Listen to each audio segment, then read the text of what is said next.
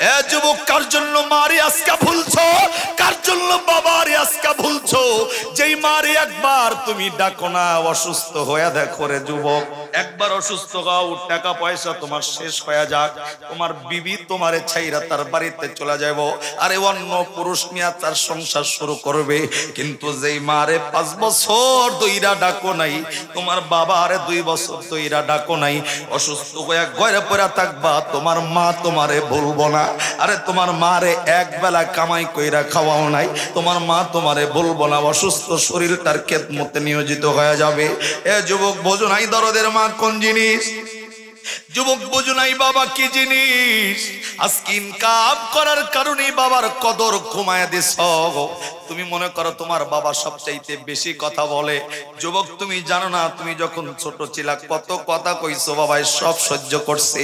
দুনিয়াতে এমন বাবার অভাব নাই। সন্তান ছোট্টবেলায় বাবারে ডাকদা বলছে, বাবা ঈদ আসতেছে, নতুন জামা না কিনা দিলে ঈদগাহে যাব না। আরে বাবা, তো কৃষক মানুষ, কেমনে নতুন জামাটা কিনবো? বাবার সংসারে মাথার গাম পায়ে ফেইলা পরিশ্রম কইরা সন্তানের শরীর নতুন জামা উঠাইছে। এ বন্ধু, পায়ের মধ্যে নতুন জামাটা, এ বন্ধু পায়ের মধ্যে নতুন জুতা দিছে। ঈদগাহের ময়দানে সন্তানটি সঙ্গে কইরা লইয়া ঈদগাহের ময়দানে যাইতেছে। সন্তান বোঝো নাই, বটগাছের মতো বাবা তোমারে খুশি করার লক্ষ্যে নতুন জামা নতুন জুতা কিনা দিয়া ঈদগাহের ময়দানে নিল। তুমি দেখো নাই তোমার বাবার শরীরে যেই পাঞ্জাবিটা রাখা আছে, এই পাঞ্জাবিটা তো গত বছরের পাঞ্জাবি ছিল। তুমি বোঝো নাই তোমার বাবার শরীরের মধ্যে পায়ের মধ্যে যেই জুতা, এটা তো 60 টাকা দামের একটা বার্মির জুতা ছিল। যুবক, বোঝো নাই কোন বাবারে হারাইছো? এ যুবক, বোঝো নাই স্ত্রীর জন্য কোন বাবার লগে 5 বছর ধরে কথা কও না। যুবক, জানো না সকাল বেলায় মায়ের লগে ঝগড়া কইরা তুমি যদি বাড়ির থেকে বের হয়ে যাও, সকাল বেলায় না খাইয়া বের হইছো, কলিজার টুকরা মা শুধুমাত্র সারাদিন বাগিরের দিকে তাকায় থাকবি, কখন কলিজার টুকরা সন্তান বাড়িতে আইব। তুমি খাও নাই মানে দরদের মায়ের খাবারের অবস্থা বন্ধ হয়ে যায়। সন্ধ্যায় যখন বাড়ি ফেরো, মা তোমারে টাইনা ঘরের ভিতরে নিয়ে খাবারটা সামনে দিয়া, এ বন্ধু তুমি খাবার খাওয়ার, মা বৈশা বৈশা এ বন্ধু চোখের পানিটা মোছে, তুমি খাবার খাও, আর দরদের মা শুধুমাত্র চোখের পানিটা মুছে আসলা দিয়া তোমারে ডাক ডাকায়, বেটারে সারাদিন তুইও খাস নাই, আমি কলিজার টুকরা মাটারেও খাইতে দেস নাই। এ বন্ধু, এই মা, যেই মা তোমারে এতটা যত্ন এতটা কেয়ার করলো, আজকে এই মায়ের লগে বিবির কথা শুই না তুমি কথা কও না 5 বছর ধইরা। আজ থেকে 1000 বছর আগে আল্লাহ রাব্বুল আলামিন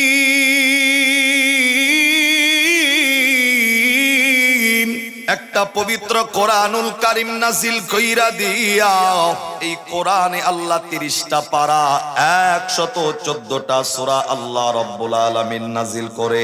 এই কোরআনের অন্যতম একটা সূরা, যেই সূরার নাম হইল সূরা আ'রাফ। আল্লাহ রাব্বুল আলামিন এই সূরা আ'রাফের 204 নম্বর আয়াত 1000 বছর আগে নাজিল করে আল্লাহ আপনাকে আমাকে ডাক ডাকায়, ওয়া ইযা কুরিয়াল কুরআনু ফাসতামিউ লাহু। আল্লাহ ডাক ডাকায় মানুষ রে, যেই জায়গায় কোরআনের আলোচনা চলবে, যেই মজলিসের মধ্যে কোরআনের হাকিকতের বর্ণনা চলবে, যেই মজলিসের মধ্যে কোরআনুল কারীমের তেলাওয়াত চলবে, আল্লাহ ডাক ডাকায় মানুষ ওই মজলিসের মধ্যে নম্রতার সাথে, ভদ্রতার সাথে, স্থিরতার সাথে মনোযোগটা লাগাইয়া আমি আল্লাহর এই কোরআনের আলোচনাগুলা যারা শ্রবণ করবে, আল্লাহ তাদের জন্য বললেন ওয়া আনসিতু লাআল্লাকুম তুরহামুন। আল্লাহ ডাক ডাকায় কোরআনী আলোচনা মনোযোগ লাগাইয়া শুনবে যারা, আসমান থেকে যেই পরিমাণ রহমত আমি আল্লাহ নামাবো, আলোচনায় মনোযোগ দিবে যারা, আমি আল্লাহর বিশাল রহমতের মালিক আজকে হইয়া যাবে তারা। জবান বন্ধ নয়, আওয়াজ করে কন্যা সুবহানাল্লাহ। আল্লাহ রাব্বুল আলামিন আপনাকে আমাকে ডাকদা বললেন, মানুষ রে, যে কোরআনুল কারীম আমি আল্লাহ রাব্বুল আলামিন নাজিল কইরা দিলাম, এই কোরআনী আলোচনা যেই মজলিসের মধ্যে চলবে, আল্লাহ ডাক কয় মনোযোগ লাগায় যারা আলোচনা শুনবে, আমি আল্লাহ তাদেরকে আজকের এই মাহফিলে, আজকের এই মজলিসে রহমতের মালিক বানায়া দিব।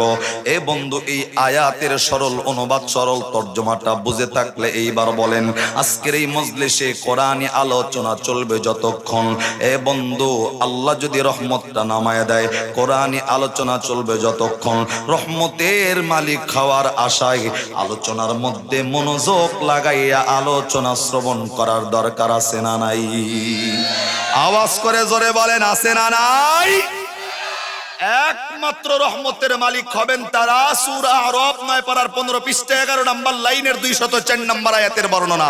রহমতের মালিক হবেন তারা, আলোচনা চলবে যতক্ষণ মনোযোগ দিবে যারা। কথাকার এর জন্য রহমতের মালিক তারাই হবে, মনোযোগ যারা দিবে। তাহলে মনোযোগ লাগায় আলোচনা শুনবো তো ইনশাআল্লাহ। আওয়াজ দেওয়া জোরে বলেন ইনশাআল্লাহ। আসেন মূল বয়ান।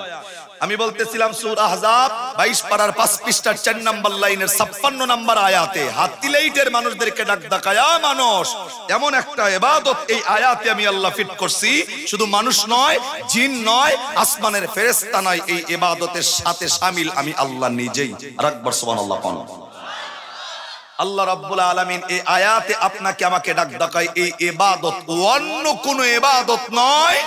আল্লাহ ডাক ডাকায় ইন্নাল্লাহ, আল্লাহ ডাক ডাকায় নিশ্চয়ই আমি আল্লাহ, ওয়া মালাইকাতাহু, আমি আল্লাহ নয় শুধু আমার ফেরেশতারা, ইউসাল্লুনা আলান নবী, আমি সহ আমার ফেরেশতারা সহ, আল্লাহ নিজে বলতেছেন আমি আল্লাহ সহ আমার ফেরেশতারা দরুদ শরীফ পাঠ করি, ইউসাল্লুন আলান নবী, অন্য কারো উপরে নয়, আমার নবীর উপরে।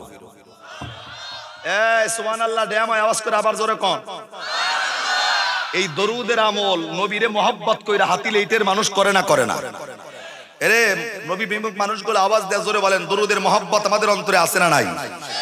আল্লাহ নিজে ডাক ডাকায় হাতিলাইটের মানুষ, তুমি শুধু নয়, আমি আল্লাহ জানাইলাম ইন্নাল্লাহ, আমি আল্লাহ শুধু নয়, নিশ্চয়ই আমি আল্লাহ, ওয়া মালাইকাতাহু, আমার ফেরেশতারা, ইউসাল্লুনা আলান নবী, আমিও পড়ি, আমার ফেরেশতারাও আমার নবীর উপরে দরুদ পড়েন। যেই দরুদটা নবীর উপরে স্বয়ং আল্লাহ পড়ে, এই দরুদের দাম কম না বেশি? জোরে বলেন। বিশ্বাস করেন হাদিসের মধ্যে আসছে, কোন বান্দা যদি জবানে একবার দরুদ পড়ে, এখানে আপনি যদি চান যে আপনার নাম, আপনার বাবার নাম, আপনার এলাকার নাম এই মুহূর্তে নবী পর্যন্ত চলে যায়, এটা আমরা চাই না? যে আমার নাম আমার নবী জানুক, আমার বাবার নাম আমার নবী জানুক, আমার এলাকার নাম আমার নবী জানুক। অন্য কোন আমলের পদ্ধতির মাধ্যমে নবীর কাছে নিজের নাম, নিজের বাবার নাম পৌঁছানো যায় না। একটাই মাত্র আমল, হাতিলাইটের কোন বান্দা যদি জবানে একবার নবীর উপর দরুদ পড়লো, মানে তার নাম, তার বাবার নাম নবীর কাছে আল্লাহর ফেরেশতা পৌঁছে দিবে। এই নবীর কাছে এই মুহূর্তে নিজের নাম, নিজের বাবার নাম পৌঁছাইতে চাইলে একবার আওয়াজ করে আমার লগে পড়েন সাল্লাল্লাহু আলাইহি ওয়াসাল্লাম। যারা একবার পড়েছেন, আল্লাহর কসম আপনার নাম, আপনার বাবার নাম, আপনার এলাকার নাম, আসমানের একটা ফেরেশতা আইসা এই দরুদের হাদিয়াটা নিয়ে নবীর কাছে যায় বলবে, পয়গম্বর ওই ময়মনসিংহ ফুলবাড়িয়া থানার হাতিলাইটের অমুক বান্দা, বাবার নাম অমুক, হ্যার নাম অমুক, এলাকার নাম অমুক, আপনার জন্য একটা দরুদের হাদিয়া পাঠাইছে, এই হাদিয়াটা আপনি অ্যাকসেপ্ট করেন, গ্রহণ করেন। আর একবার সুবহানাল্লাহ কোন। আর একটা কথা বলি, আপনি নামাজ পড়েন, রোজা করেন, হজ করেন, যাকাত দেন, সব ইবাদতের নেকি স্বয়ং আল্লাহর কাছে জমা থাকে। কিন্তু পৃথিবীতে এমন একটা ইবাদত, যে ইবাদতের নেকি আল্লাহর কাছে জমা না, ওই ইবাদতের নেকি আল্লাহর ফেরেশতার মাধ্যমে নবীর রওজা মুবারকে আল্লাহ জমা রাখে। ওই ইবাদতের নাম আমার নবীর উপর দরুদ। আর একবার সুবহানাল্লাহ। ভাই এই দরুদের এত ফজিলত, এত ফজিলত এই দরুদের। এই যে তাকায় দেখবেন যে মসজিদের ইমাম কিংবা খতিব কিংবা যাই বলেন হুজুর, দেখেন আপনার বাবার জন্য যখন কবর জিয়ারত করতে যায়, কবরের পাশে দাঁড়ায় হাত বাড়ান, তখন মসজিদের ইমাম আপনারে বলে যে ভাই একবার সূরা ফাতিহা পড়েন, 3 বার সূরা ইখলাস পড়েন, 11 বার দরুদ শরীফ পড়েন। কথা ঠিক নেই? এখন 11 বার দরুদ শরীফের কথা কেন বলে? 5 বারের কথা কইলো না কেন? 15 বারের কথা কইলো না কেন? 7 বারের কথা কইলো না কেন? 9 বারের কথা কইলো না কেন? 11 বারই কেন পড়তে হবে? এটার পিছনে আর একটা কারণ, দরুদের মহত্ব হলো এমন, কোন বান্দা যখন দরুদের আমল করে, এই ফেরেশতারা দরুদ শরীফ যারা আমল করে, ফেরেশতা তাকায় তাকায় দেখে কোন বান্দা দরুদের আমলটা করলো। 10 বার পর্যন্ত এই ফেরেশতা গুনে। আপনি যে পড়লেন একটিকানিয়া 10 বার পর্যন্ত গুনবে।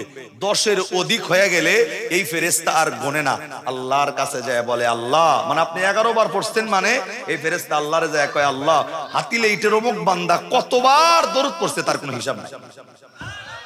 কয় না সুবহানাল্লাহ, কয় না, আবার কয় না। আপনি বেশি পড়ছেন কয়বার? মাত্র একবার পড়ছেন বেশি। 10 বার ফেরেশতারা গুনছে, আপনি একবার বেশি পড়ছেন।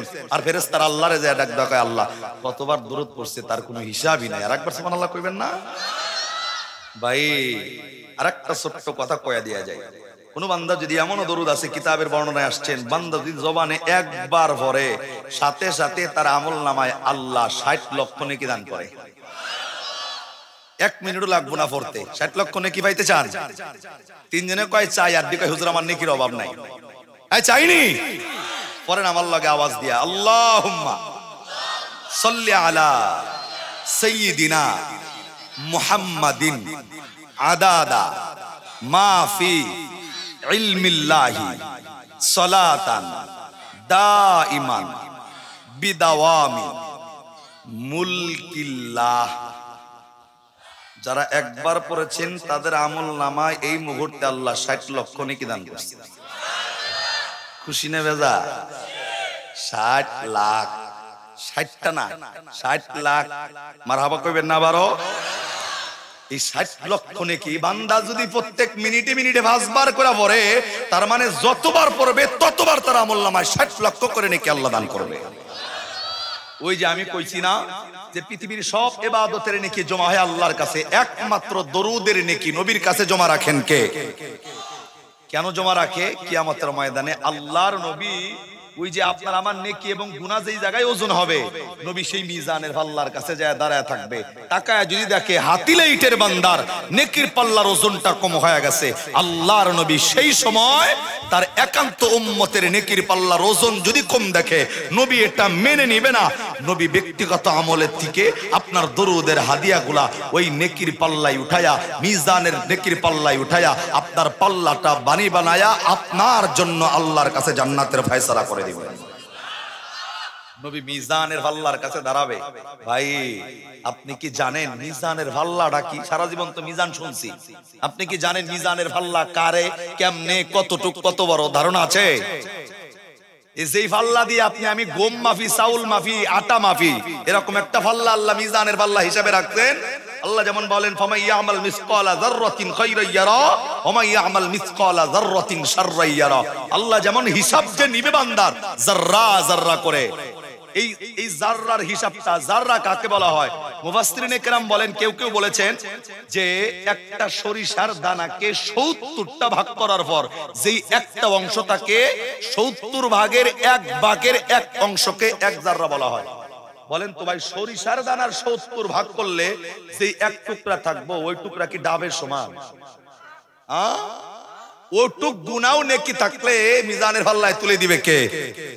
এবার শুনেন মিজানের পাল্লাটা কি। পয়গম্বর দাউদ আলাইহিস সালাতু ওয়াস সালাম আল্লাহরে একদিন ডাক দেয়, আল্লাহ তুমি যেই পাল্লা দিয়া হাতিলে ইটের মানুষের নেকি এবং গুনাহ ওজন করবা, মানুষের নেকি গুনাহ ওজন হবে, সেই পাল্লাটা আমি একবার আমার চোখ দিয়ে দেখবার চাই। আল্লাহ ডাক দেয়, পয়গম্বর আর কিছু খুঁজা পাও না, এটা দেখুন লাগবো? আল্লাহ এটাই দেখবো। পয়গম্বর আল্লাহর কাছে কোনো আবদার করলে আল্লাহ ফিরিয়ে দেয় নাই। মুসা আলাইহিস সালাতু ওয়াস সালাম যেমন আল্লাহরে বলছিল, আল্লাহ আমি আমার চোখ দিয়ে তোমারে দেখবার চাই, একবার তোমারে। আল্লাহ ডাক ডাক কয় লাং তারানি, দেখবার পারবা না? কয় দেখ মুই। সুবহানাল্লাহ কন্না। পয়গম্বর আল্লাহর সাথে এত কথা বলছেন, এভাবে বলছেন, এর জন্য কিন্তু তাকে আল্লাহ একটা উপাধি দিয়েছিলেন, নিজস্ব উপাধি, কালিমুল্লাহ উপাধি দিয়েছেন। কে? বেশি কথা বলার কারণে। এই পয়গম্বর এমনও মানুষ ছিল, আল্লাহর একদিন প্রশ্ন করছে, আল্লাহ আমি মুসা পয়গম্বরের যা আছে আমি হিসাব করে দেখলাম তোমার হিডা নাই। সুবহানাল্লাহ কন্না কান। আল্লাহ ডাক ডাকা, বেটা তোরে বানাইলাম আমি, খাওয়াই আমি, তোমার ফলাফান দিলাম আমি, সব দিলাম আমি, এবং তোমার কোন জিনিস আছে যেটা আমি আল্লাহর নাই? পয়গম্বর ডাক ডাকা, আল্লাহ রাগাও কেন? আমার বউ ফলাফান আছে, তোমার তো নাই। সুবহানাল্লাহ কন্না কেন? আছে কিনা? আল্লাহর আছে। এই আল্লাহ কারো কাছ থেকে জন্ম নিছে? কারো জন্ম দিছে? আল্লাহ তো জানিয়েছেন কুল হুয়াল্লাহু আহাদ আল্লাহুস সামাদ লাম ইয়ালিদ ওয়া লাম ইউলাদ ওয়া লাম ইয়াকুল লাহু কুফুয়ানা হাত। আল্লাহ স্পষ্ট নিজের পরিচয় আয়াতের এই সূরার মধ্যে দিয়েছেন। কিন্তু পয়গম্বর আল্লাহর কাছে এমন কথা বলতেন এবং এত রাগী পয়গম্বর ছিল, কখনো যদি রাগ উঠে যাইতো এই চুলগুলা দ্বারা একটু উপর দিয়ে উঠে গেছে। সুবহানাল্লাহ কন্যা কেন? আমরা কিন্তু এটাও জানি কমন কথা, আজরাইল আইছে জান্নাতে পয়গম্বরের সালাম দিছে আয়েশা। আর এক আলোচনায় আসছে যে সালাম দিতে ভুলে গেছে। আজরাইল আয়েশা ঘরের ভিতরে যখন ঢুকছে, পয়গম্বর মুসা আলাইহিস সালাম ডাক দেয়, ও আজরাইল কি লিগাইছো?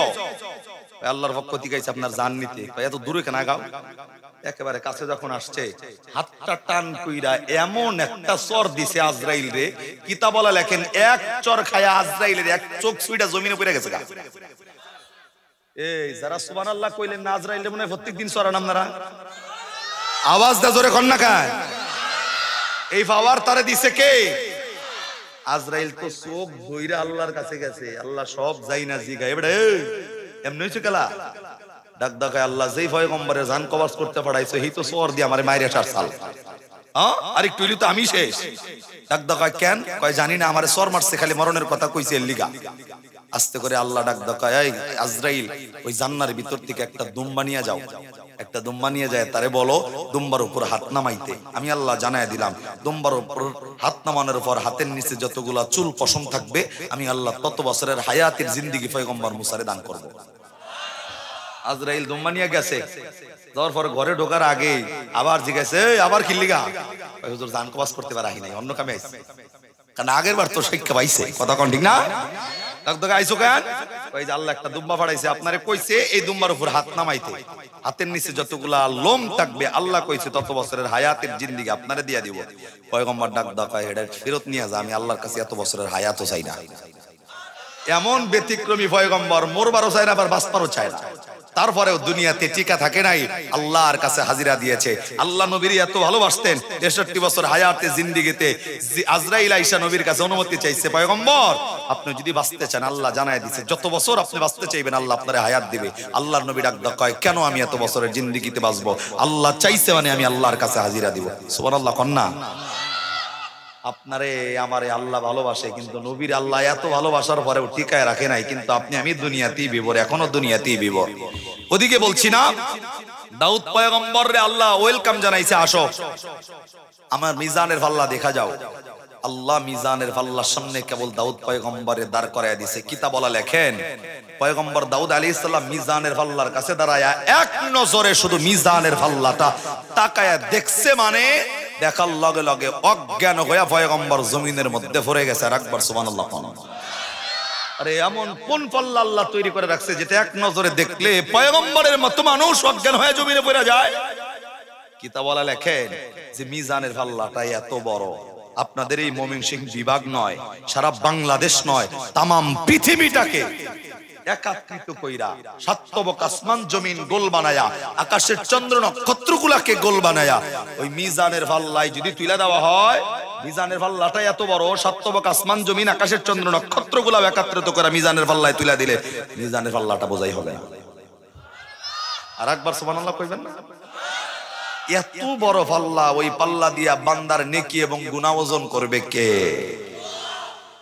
এই যে পাল্লার একটা সংবাদ দিলাম, জানা থাকলে আওয়াজ দেন। এই যে একটু আগে বলছি এক ইবাদতে 60 লক্ষ নেকি আমলনামায় হয়। বলেন তো ভাই, নেকির এই যেমন এই যে এখানে একটা টিস্যু বক্স দেখতেছেন, এই টিস্যু বক্সের একটা সাইজ আছে, এই কোরআন শরীফের একটা সাইজ আছে, আমার বডির একটা সাইজ আছে, এই মাউথপিসের স্ট্যান্ডের একটা সাইজ আছে। আপনি কি জানেন নেকি দেখতে কেমন? নেকি কি চ্যাপ্টা না লম্বা না গোল না বাইটা না কালা না ধলা? শুনছেন নি কোনোদিন? যেই পাল্লায় বান্দার নেকি ওজন হবে, আপনি যে 60 লক্ষ নেকির কথা শোনার পরে সুবহানাল্লাহ আওয়াজ দা বের হয় না, আপনি জানেন না এক একটা নেকির সাইজ কি পরিমাণ। এই যারা সৌদিতে গেছেন বা জান নাই কিংবা শুনেছেন, উহুদ পাহাড়ের নাম শুনছেন নি? কথা কয় না। এই হাতিলে ইটের কোন বান্দা যদি জিন্দেগিতে একটা নেকি করে, উহুদ পাহাড়টা যত বড়, একটা নেকির সাইজ তত বড়। তাহলে চিন্তা করে দেখেন, উহুদ পাহাড় পরিমাণ যদি এক নেকির সাইজ হয়, তাহলে ওটা ওজন করতে কি পরিমাণ পাল্লা লাগতে পারে? ওটাকে মিজানের পাল্লা বানায় রাখছে কে? আর সেই কিয়ামতের ময়দানে আপনার আমার নবীর মহব্বত করার বিনিময় ওই মিজানের পাল্লার পাশে আল্লাহর নবী দাঁড়ায় থাকবে। উম্মতের জন্য নেকির পাল্লার ওজন কম মানে আল্লাহর নবীর জিন্দেগীর আমল, উম্মতের দরুদের আমল নেকির পাল্লায় তুলে উম্মতের জান্নাতের ফয়সালা করে দিবেন। আর একবার আওয়াজ করে সুবহানাল্লাহ কোন। তাহলে সেই দরুদের আমলটা করার দরকার আছে না নাই? এর জন্য আল্লাহ সূরা আহজাব 22 পারার 5 পৃষ্ঠার 4 নম্বর লাইনের 56 নম্বর আয়াতের বর্ণনা এবার দিল লাগা। আমার ভাইরা, আমার বন্ধুগণ, ভাই আওয়াজ থাকলে একটু বাড়ায় দাও, দাঁড়াও, আমি তো গলা ভাঙবো খালি। আল্লাহ রাব্বুল আলামিন আপনাকে আমাকে ডাকদা বললেন, মানুষ রে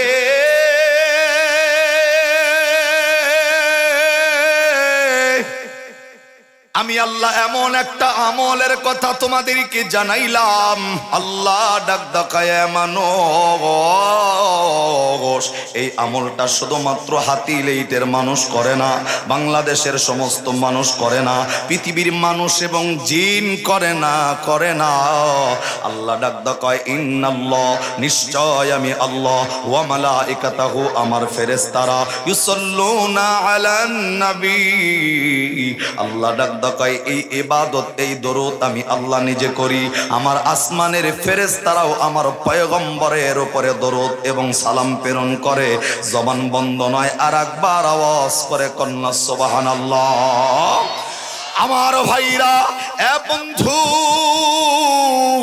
আল্লাহ রাব্বুল আলামিনের নবীর উপরে কোন মানুষ যদি অন্তর দিয়া মোহাব্বত নিয়া একবার দরুদ শরীফ তেলাওয়াত করে, এ বন্ধু, এটা যদি রাত্রি 2টা বাজেও হয়, এটা যদি রাত্রি 3টা বাজেও হয়, সেই সময়ের জন্য আল্লাহর আসমানের একজন ফেরেশতা আপনার সামনে আইসা, এ বন্ধু, এই দরুদের হাদিয়াটা নিয়া নবীর রওজার কাছে যাইয়া নবীরে ডাকদা জানাইবে, পয়গম্বর, অমুক জায়গার অমুক ব্যক্তির নাম অমুক, গ্রামের নাম অমুক, আপনার জন্য একটা দরুদের হাদিয়া পাঠাইছে। এ পয়গম্বর, আপনি এই দরুদটা অ্যাকসেপ্ট করেন, হাদিয়াটা গ্রহণ করেন। এ বন্ধু, জিন্দিগিতে যতবার নবীর উপরে দরুদ পড়বেন, ততবার এই দরুদের হাদিয়াগুলা আমার নবীর রওজা মোবারকে আল্লাহ ফেরেশতার মাধ্যমে জমা রাখবে। এ বন্ধুরি, আমি শুধুমাত্র দরুদের ফজিলতটা সম্পর্কে অল্প কিছু আলোচনা করে আমি আমার বিদায়ের ইতি টানবো। এ বন্ধু, দিলটা লাগায়া আমলের নিয়তে কথাগুলা শুনেন। আমার ভাইরা, এই দরুদের ফজিলতের বর্ণনা করতে গিয়া মুফাসসিরদের মধ্যে অন্যতম মুফাসসির, এ বন্ধু, যার নাম আল্লামা জমিরউদ্দিন নানুপুরী রহমাতুল্লাহি আলাইহি, তিনি তার কিতাবের মধ্যে লেখেন, এ বন্ধু, দরুদের আমলটা কোনো মানুষ যদি হায়াতের জিন্দেগিতে কন্টিনিউ করে আর আল্লাহর কাছে এই দরুদের আমলটা যদি কবুল হয়, এ বন্ধু, নবীর মহব্বতের পাত্র যদি আপনি হয়ে যান, এ বন্ধু, মুফাসসির লেখেন, দরুদ বেশি পড়নেওয়ালা মানুষগুলার মৃত্যুর সময় আল্লাহর নবী আপনার সঙ্গে দিদার করবে। জবান বন্ধ নয়, আর একবার আওয়াজ করে কন্যা সুবহানাল্লাহ। আমার ভাইরা, আল্লামা জমিরউদ্দিন নানুপুরী রহমাতুল্লাহি আলাইহি, এ বন্ধু, তিনি তার কিতাবের মধ্যে লেখেন, দরুদের আমলটা কেমনে করলে, কিভাবে করলে, কোন সময় কতবার করলে হাতিলেইটের ব্যক্তির সাথে আল্লাহর নবীর দিদার হয়ে যাবে। এ বন্ধু, এই ব্যাপারে ছোট্ট একটা আলোচনা আমি আপনাদের সম্মুখে করব। এ বন্ধু, আল্লামা জমিরউদ্দিন নানুপুরী রহমাতুল্লাহি আলাইহি, তিনি তার কিতাবের ভাষায় আল্লামা, এ বন্ধু, তিনি তার কিতাবের ভাষায় লেখেন, আল্লাহর একজন বিশিষ্ট বুজুর্গ, বিশিষ্ট একজন ওলির আলোচনা কিতাবে এসেছেন, যার নাম শায়েখ শিবলি নোমানী রহমাতুল্লাহি আলাইহি। আল্লামা জমিরউদ্দিন লেখেন, শায়েখ শিবলি নোমানী রহমাতুল্লাহি আলাইহি, তিনি মক্কার জমিনে হজ পালন করার জন্য গিয়েছে। আমরা সবাই জানি, মানুষ যখন মক্কার কাবার চতুর্দিক দিয়া ঘোরে, এ বন্ধু, প্রত্যেকটা হাজির মুখে শুধুমাত্র লাব্বাইকের ধ্বনির আওয়াজ। সকল হাজি লাব্বাইক বলে, লাব্বাইক আল্লাহুম্মা লাব্বাইক, লাব্বাইক লা শারীকা লাকা লাব্বাইক, ইন্নাল হামদা ওয়ান নি'মাতা লাকা ওয়াল মুলক লা শারীকা লাক। প্রত্যেক প্রত্যেকটা হাজির মুখে লাব্বাইকের ধ্বনির আওয়াজ শোনা যায়। কিন্তু শাইখ শিবলি নুমানি রহমাতুল্লাহি আলাইহি তিনিও কাবার চতুর্দিকে ঘুরে, এ বন্ধু চতুর্দিকে ঘুরতেছে, তার জবানেও লাব্বাইক লাব্বাইক লাব্বাইকের আওয়াজ যখন বের হয়, শাইখ শিবলি নুমানি রহমাতুল্লাহি আলাইহি তাকায় দেখে আরে কাবার হাজার মানুষের মধ্যে সুন্দর চেহারাওয়ালা একটা যুবক, তিনিও চতুর্দিক দিয়া ঘুরতেছে। কিন্তু এই যুবকের মুখে লাব্বাইকের ধ্বনির কোনো আওয়াজ নাই। এই যুবক শুধুমাত্র আমার নবীরে ভালোবাসা, আমার নবীর মহব্বতে জবানে শুধুমাত্র আমার নবীর উপরে দরুদ পড়তেছে। জবান বন্ধ নয়, আর একবার বলা যাবে কি সুবহানাল্লাহ। আমার ভাইরা, এ হাতিলাইটের বাবাজি, গভীর মনোযোগ লাগাইয়া আলোচনাটা শুনে যান। এ বন্ধু দেখেন তো, আজকের এই মাহফিলটা যদি জীবনের শেষ মাহফিল হইয়া যায়, মালিকের কাছে অন্তর দিয়া বলেন আল্লাহ মাহফিলটা যেন কবুল হয়, মাহফিলটা যেন কিয়ামতের ময়দানে নাজাতের জরিয়া হয়। গ্যারান্টি নাই আসরের নামাজ পর্যন্ত জীবিত থাকবো, কোনো গ্যারান্টি কিন্তু নাই। এ বন্ধু জীবনের শেষ বয়ান মনে করে আমি আমার বয়ানে বসি, আমি শ্রোতাদেরকে বলবো বন্ধু জীবনের শেষ বয়ানটা মনে করে আলোচনার ভিতরে বসতে হবে। এ বন্ধু শাইখ শিবলি নুমানি রহমাতুল্লাহি আলাইহির নজরে আসছে আল্লাহর বান্দা জবানে লাব্বাইক আল্লাহুম্মা লাব্বাইকের ধ্বনির আওয়াজ নাই, জবানে শুধুমাত্র আমার নবীর উপরে দরুদের আমল চলছে। আল্লাহর ওলি শিবলি নুমানি রহমাতুল্লাহি আলাইহি আস্তে আস্তে একেবারে যুবকের নিকটবর্তী হইয়া কানটা একমাত্র এ বন্ধু সত্যি যুবকটা এই জায়গায় নবীর উপরে দরুদ পড়তেছিল। শিবলি নুমানি রহমাতুল্লাহি আলাইহি এ বন্ধু যুবকের কাছে যাইয়া যুবকের হাতটা আল্লাহর ওলি হাত ধরছে, যুবকের হাত ধইরা যুবককে ডাকদা বললেন, যুবক এই জায়গায় যত মানুষ হজ করার জন্য এসেছেন সবার জবানে আল্লাহর কাছে লাব্বাইকের ধ্বনির আওয়াজ, সকলেই লাব্বাইক আল্লাহুম্মা লাব্বাইক পড়ছে। এ যুবক তুমি এই জায়গায় দরুদ পড়ছো কেন? এইটা তো দরুদ পড়ার জায়গা না। এ যুবক কোন জায়গায় দরুদ পড়তে হয়, কোন জায়গায় আল্লাহর কাছে লাব্বাইকের ধ্বনির আওয়াজ দিতে হয় এটা কি শেখো নাই? যেই কাফেলার মানুষের সঙ্গে হজে আসছো, কাফেলার আমির কি তোমারে দোয়াটা শিখায় নাই? যে এলাকার থেকে আসছো মসজিদের ইমাম সাহেব কি তোমার দোয়াটা শিখায় নাই? তুমি কি 10 টাকার একটা চটি বই কিনা ওই চটি বইয়ের ভিতর থেকে এই জায়গার দোয়াটা শিখতে পারো নাই? এটা তো দরুদ পড়ার জায়গা না, এইটা তো আমার আল্লাহর কাছে লাব্বাইকের ধ্বনি দেওয়ার জায়গা। আল্লাহর ওলি যখন যুবকের হাতটা ধইরা এ বন্ধু দরুদ এবং আল্লাহর কাছে লাব্বাইকের ধ্বনির আওয়াজ নিয়ে কথা বলতেছিল, আল্লাহর ওলি তাকায়া দেখি যুবককে 2-4টা কথা বলার সাথে সাথে এই যুবকের চোখ দিয়া তাজা পানিগুলা গাল বায়া বায়া পড়তে শুরু হয়ে গেছে। আওয়াজ করে কন্যা সুবহানাল্লাহ। আল্লাহর ওলি শিবলি নুমানি রহমাতুল্লাহি আলাইহি এ বন্ধু যুবকের চেহারার দিকে তাকাইয়া দেখে যুবকের চোখ দিয়া পানিগুলা পড়তে আরম্ভ হইয়া গেছে। আল্লাহর ওলির অন্তরের ভিতরে ভয় চলে আসছে। আরে আমি আল্লাহর ওলির কথার দ্বারা যদি যুবকের অন্তরের ভিতরে কষ্ট লাগে, এই যুবক যদি কিয়ামতের ময়দানে আল্লাহর কাঠগড়ায় দাঁড়াইয়া আমি শিবলির নামে যদি মামলা দেয়, যদি বলে এই লোকটার কথার আঘাতের কারণে আমি কষ্ট পেয়েছি, আল্লাহ তো দুনিয়াতে হক দিয়েছেন 2টা, একটা হলো হকুল্লাহ আর একটা হলো হকুল ইবাদ। আল্লাহর হক বান্দা নষ্ট করলে একান্তই আল্লাহর ইচ্ছা চাইলে মাফ কইরা দিব, কিন্তু কোন বান্দা ক্ষমতার দাপটের কারণে, টাকা পয়সার গরমের কারণে, এ বন্ধু চেয়ারের গরমে তুমি একজন নিরপরাধ মানুষকে তার উপর জুলুম করবা, নির্যাতন করবা, হক কথা বলার কারণে বিনা অপরাধে জেলের গানি টানাইবা। এ বন্ধু বিনা অপরাধে হক কথা বলার কারণে জেল জুলুমের ভয় দেখাইয়া রিমান্ডে নিবা। আল্লাহর কসম দুনিয়ার ক্ষমতা চিরস্থায়ী নয়। আমার আল্লাহর কাঠগড়ায় কিয়ামতের ময়দানে দাঁড়ায়া হিসাব দেওয়া লাগবে। কথা কোন ঠিক কিনা? আমার ভাইরা, আল্লাহর ওলি শিবলি নুমানি রহমাতুল্লাহি আলাইহি, তাদের অন্তরটা আল্লাহ ওয়ালা অন্তর। আল্লাহ তো পয়গম্বরদের নয়, ওলিদের ব্যাপারে আল্লাহ কোরআনের আয়াতটা নাজিল করেও তো জানিয়েছেন, আলা ইন্না আউলিয়া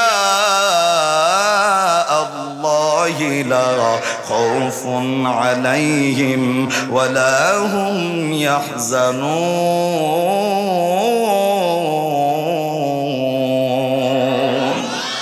আল্লাহ তো ডাক ডাকায় মানুষ রে, ইবাদতের মাধ্যমে আমি আল্লাহর সান্নিধ্য অর্জন করবে যারা, আমি আল্লাহর তাকওয়া অর্জন করবে যারা, আল্লাহ রাব্বুল আলামিন ডাক ডাকায় আমি আল্লাহর সান্নিধ্য যারা অর্জন করেছে, আল্লাহ ডাক ডাকায় লা খাউফুন আলাইহিম ওয়ালা হুম ইয়াহজানুন, তাদের কোনো ভয় নাই, তাদের কোনো চিন্তা নাই। বন্ধু, আল্লাহরে কোনো মানুষ আল্লাহর সান্নিধ্য অর্জন করতে পারলে দুনিয়া এবং আখিরাতে তার জিম্মাদার হয়ে যায় কে? আল্লাহ তো আপনারে জানাইছে, বান্দা এমন ভাবে আমি আল্লাহর তাকওয়া অর্জন করো, এমন সান্নিধ্য অর্জন করো, এমন তাওয়াক্কাল করো, রাস্তায় চলতে গিয়া পায়ের জুতার ফিতাটাও যদি ছিঁড়ে যায় কারো কাছে চাইবা না, জুতার ফিতাটাও চাও কার কাছে? আরে আওয়াজ দিয়া বলেন না। তাকওয়া এমন একটা দামি কথা। আমরা পয়গম্বর ইব্রাহিমের নাম জানি, ইব্রাহিম আলাইহিস সালাতু ওয়াস সালাম। ইব্রাহিম পয়গম্বর যখন নমরুদের আগুনে পড়তেছিল, জাস্ট 1 মিনিটের আগে কথাটা বলছি, ইব্রাহিম পয়গম্বর যখন নমরুদের আগুনে পড়তেছে, জিবরাইল আমিন আল্লাহরে ডাক ডাকে, আল্লাহ আমারে একটু অনুমতি দাও, আমি তোমার বন্ধুর একটু সাহায্য করতে চাই। আল্লাহ জানার পরেও বলছে, আমার বন্ধু তো সাহায্য নিব না। ডাক ডাকে আল্লাহ, দিয়াই দেখো না, সে তো বিপদে। আল্লাহ বলছে ঠিক আছে যাও। জিবরাইল আইসা পয়গম্বর ইব্রাহিম যখন ওই চরাকের আগুনের মধ্যে পড়বে, জ্বলতেছে, ঠিক সেই সময় আল্লাহর পয়গম্বর ইব্রাহিম পয়গম্বরের জিবরাইল ডাক ডাকায়, পয়গম্বর আপনি তো নমরুদের আগুনে পড়তেছেন, আপনি জানেননি? ডাক ডাকায় জানি। তো কি? হুজুর আপনি খালি একবার আমার কাছে সাহায্য চান, আমি জিবরাইল রে আল্লাহ 600 পাখা দিছে, আমার একটা পাখার বাড়ি দিয়ে আমি নমরুদের আগুনটারে নিভাইয়া দিব। এই কথা বলা মাত্র ইব্রাহিম পয়গম্বর জিবরাইলের দিকে তাকায় ডাক ডাকায়, হু আর ইউ? সুবহানাল্লাহ কন্যা। ডাক ডাকায়, বেটা কে তুমি? ডাক ডাকায়, হুজুর আমার চেনেন, আমি তো জিবরাইল। তো জিবরাইল কি হইছে? কয় হুজুর আপনারে তো সাহায্য করতে আইছি। কয় সাহায্য করতে আইছো মানে? আমি কি লিগা সাহায্য করব? কয় আপনি আগুনে পড়তেছে। আমি যে আগুনে পড়তেছি আমার আল্লাহ দেখতেছে না? কয় দেখতেছে। কয় আল্লাহ যদি দেখে, আল্লাহ যদি আমার আগুনে ফালাইয়া খুশি, আল্লাহর খুশির জন্য একবার কেন 100 বার আগুনে পড়তে আমি ইব্রাহিম পয়গম্বর রাজি। তাকওয়াটা দেখেন, যে আল্লাহ যদি আমার আগুনে ফালাইয়া খুশি থাকে, আল্লাহর খুশির জন্য একবার কেন 100 বার তো আগুনে পড়বো। তোমার কাছে সাহায্য চাবো কি লিগা? জিবরাইল ডাক ডাকা, জিবরাইল তুমি কে? কয় আমি আল্লাহর ফেরেশতা, আমি আল্লাহর ফেরেশতা জিবরাইল। কয় আমি কে? কয় আপনি আল্লাহর পয়গম্বর ইব্রাহিম। কয় তোমারে বানাইছে কে? আমারে বানাইছে। কয় আল্লাহই বানাইছে। তো তোমারেও যদি আল্লাহ বানায়, আমারও আল্লাহ যদি আল্লাহ হয়, তোমারও আল্লাহ যদি আল্লাহ হয়, সাহায্য তোমার কাছে কেন চাইবো? চাইলে তো চাইবো আল্লাহর কাছে। ইব্রাহিম পয়গম্বর কথাটা বলার পর জিবরাইল চলে গেছে আল্লাহর কাছে, যে ডাক ডাকায়, আল্লাহ পয়গম্বর তো সাহায্য নেয় নাই। আল্লাহর ডাক ডাকায়, তোরে তো আমি আগেই কইছি আমার পয়গম্বর সাহায্য নিবে না। ঠিক সেই সময় আল্লাহ কিন্তু কোরআনের আয়াত নাজিল করছে, কুলনা ইয়া না রুকুনি বারদা ওয়া সালামান আলা ইব্রাহিম। আগুনের জন্য আল্লাহ ডাক ডাকায়, আগুন ভিতরে কিন্তু বন্ধু যাইতেছে, আগুন থাকো চতুর্দিকে প্রবলেম নাই, কিন্তু আমার বন্ধুর জন্য কিন্তু জান্নাতের বাগান হওয়া লাগবে। তার মানে তাওয়াক্কুল করেছে, ফল দিয়েছে কে? বন্ধু, জীবনটা আল্লাহর রাস্তায় যদি বিলীন হয়, আল্লাহ ডাক ডাকায়, বান্দা তুমি জানো না আমি আল্লাহ কি? তুমি একবার কবরে চলে যাওয়ার পরেও আমি আল্লাহর রাস্তায় যদি জীবনটা চলে যায়, কবরে যাওয়ার পরেও মরবা না, কবরে যাওয়ার পরেও জীবিত থাকবা। এই ওলামায়ে কেরাম নিজের কায়া কেন চিল্লায়া রাজপথে যায়া জেল জুলুমের ভয় না কইরা, রিমান্ডের ভয় না কইরা, জেল থেকে বের হইয়া আবার কেন বাতিলের বিরুদ্ধে কথা বলে? কারণ একটাই, তারা জানে আল্লাহর রাস্তায় জীবনটাকে বিলায় দিলে এই জীবন আল্লাহর কাছে সার্থক হয়ে যাবে। কবরের জিন্দেগিটাও শান্তির জায়গা, পরকালে কোনো হিসাবের ব্যবস্থা নাই, আল্লাহ বিনা হিসাবে জান্নাতের ব্যবস্থা করবে। কথা কোন ঠিক কিনা? ওলামায়ে কেরাম তো দুনিয়া চায় না, তারা তো আল্লাহর আখিরাতের চিন্তায় রাজপথে নামে রিমান্ডে যায়। কথা কন না কেন? আল্লাহর জন্য ডাক দেয় ওয়ালা তাকুলু লিমাই ইয়ুকতালু ফি সাবিলিল্লাহি আমওয়াত বাল আহইয়াউ ওয়ালাকিন লা তাশউরুন। আরে মানুষ জীবনটা যদি আমি আল্লাহর রাস্তায় দাও, আমি আল্লাহর ওয়াদা কবরে যাওয়ার পরেও তুই মরবি না, কবরে যাওয়ার পরেও তোমাকে জীবিত রাখবে। ওয়াদা দিয়েছেন কে? আল্লাহর রাস্তায় যদি জীবনটা কুরবান হয়। আমার ভাইরা, কিন্তু আপনি আমি এখানে যারা বসছি ভাই, দিলের নিয়তটা ছাচ্চা করতে হবে। ওলামায়ে কেরামের সাথে থাকতে রাজি আছি না নাই? ভাই ইতিপূর্বে বহু দেখছি, বহু। আমরা আর চাই না কোন স্বৈরাচারী শাসক এই কোরআনের বিরুদ্ধে কথা বলুক, ইসলামের বিরুদ্ধে আইন পাশ করুক। আমরা এই দিন আর দেখতে চাই না। আমরা তো স্লোগান দেব, তন্ত্র মন্ত্রর দিন শেষ, ওলামায়ে কেরামের বাংলাদেশ হওয়া লাগবে এখন। আরে কথা জোরে বলে, ঠিক না ঠিক? বন্ধু, ওলামায়ে কেরাম নিজস্ব মত তারা প্রকাশ করতে চায় না। ওলামায়ে কেরামের অন্তরের ভিতরে দুনিয়া বিলোভ নাই। ওলামায়ে কেরাম শাসনে আসলে আল্লাহর আইন, কোরআনের আইন এই বাংলায় প্রতিষ্ঠা হবে। কথা কোন ঠিক না বেঠিক? তো বলতেছি, হক হলো দুইটা, একটা হকুল্লাহ আর একটা হকুল ইবাদ। আল্লাহর হক নষ্ট করবা সেটা একান্ত মাফ না করা একান্তই আল্লাহর ব্যাপার। কিন্তু বান্দা হইয়া বান্দার উপর জুলুম করলে, বান্দা যতক্ষণ পর্যন্ত মাফ না করবে, আল্লাহর ওয়াদা আমি আল্লাহ ততক্ষণ পর্যন্ত মাফ করব। দুনিয়াতে যে স্বৈরাচারী শাসক যারা ছিল, ওলামায়ে কেরামকে যারা জেল জুলুম দিছে, রিমান্ডে দিছে, নিরপরাধ মানুষদেরকে যারা অত্যাচার করেছে, বাংলার আদালতে বিচার না হলেও আল্লাহর আদালত আছে না নাই?